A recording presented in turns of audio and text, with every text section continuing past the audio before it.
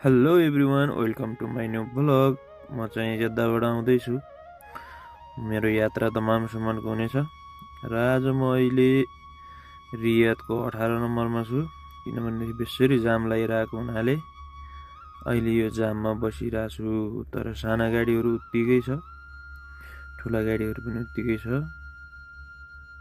किनभने आज शुक्रबार परेको हुनाले यो शुक्रबारको टाइममा पनि बेसरी जाम लाग्छ।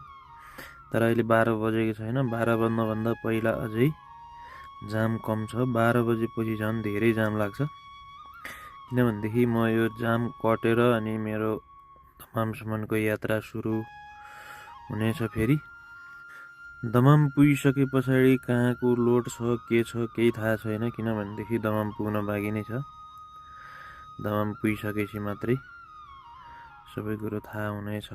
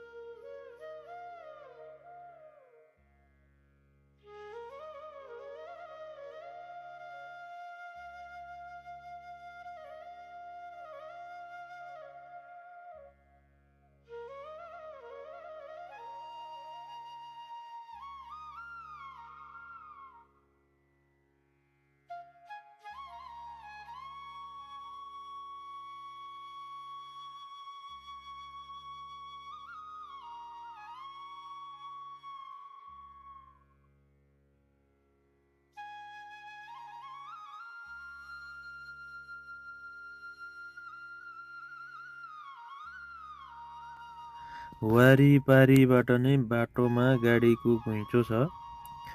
किनभनेदेखि यतिका धेरै गाडीहरू हिँड्छ। यो बाटोमा धेरै जाम लाग्ने हुनाले जेद्दा दमामको हाइवे परेको हुँदा धेरै जाम लाग्छ यो बाटोमा। किनभनेदेखि यो जाम लाग्नुको कारण नै नो इन्ट्री हो। धेरै जसो नो इन्ट्री लाग्छ। यो नो इन्ट्रीले गर्दाखेरि चाहिँ यतिको जाम लाग्ने गरे हो।